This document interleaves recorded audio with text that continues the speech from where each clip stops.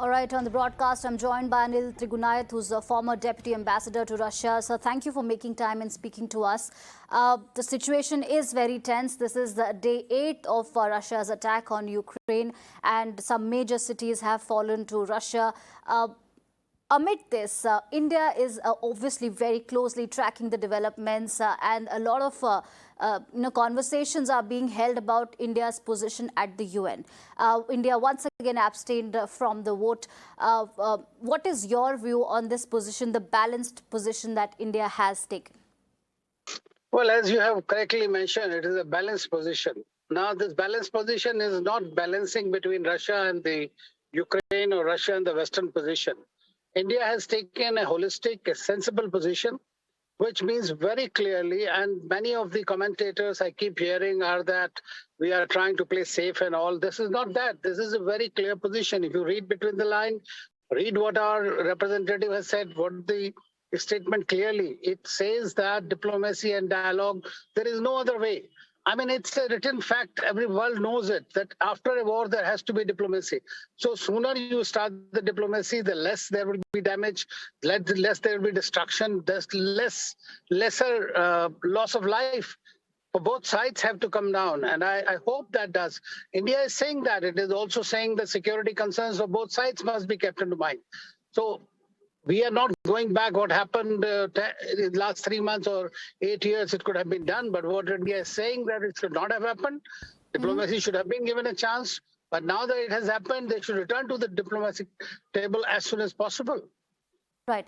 Ambassador, another important aspect that I wanted to speak to you about is about Prime Minister Modi, who will participate in the Quad leaders virtual meet today. And along with US President Joe Biden, Australian Prime Minister Scott Morrison and Japanese Prime Minister will also be present. According to Ministry of External Affairs, the leaders are expected to discuss the developments in the Indo-Pacific. For the benefit of our viewers, if you could help us understand the significance and the timing of this meeting which is taking place. Remember, India and the US, because US has sort of sent feelers that it expects India to do more vis-a-vis its position as far as Russia is concerned. So what are your expectations from this Quad meeting? Well, the Quad is a very different format.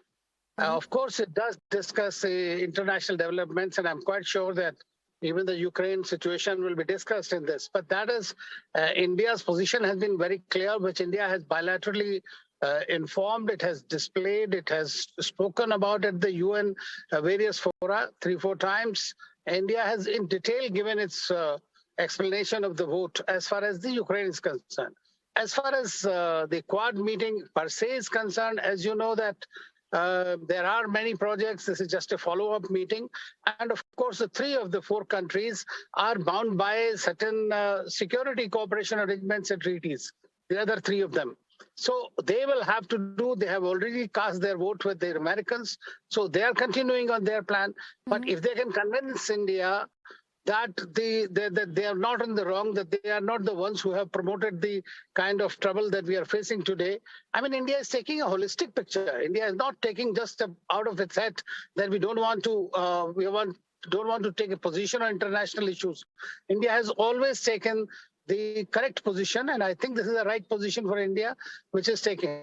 I mean, I've read between the lines, read the way the statement has been written very clearly. Prime Minister Modi has clearly spoken to President Putin to cease the violence. Everything has been very clearly mentioned. Right. Ambassador, one last question. Thank you for patiently answering my questions. One last question I would like to ask you is, last night a very sensational charge was made by Russia. It made some claims that some Indian students have been taken hostage by Ukrainian forces.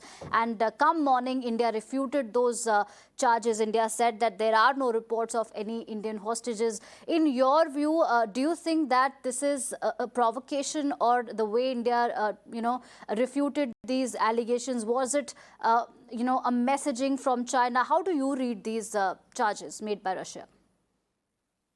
You know, Archana, the problem is that during when the war happens, there are so many news items that come out. There are a lot of things that are created. But what made people think about it was that there were certain students who were not allowed to board the train. There were certain places where they were not allowed to cross the border.